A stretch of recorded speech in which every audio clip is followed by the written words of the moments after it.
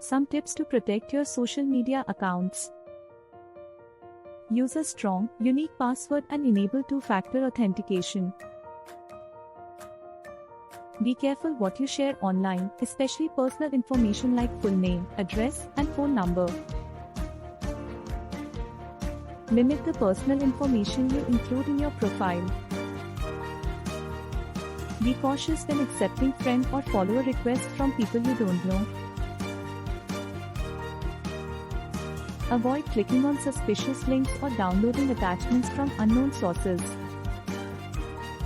Keep your software and devices up to date with the latest security patches and updates.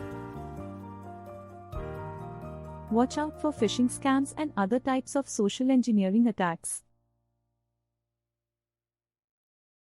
Regularly review your privacy settings and adjust them as needed. Report any suspicious activity on your account to the social media platform and change your password immediately. Consider using a virtual private network (VPN) when accessing public Wi-Fi.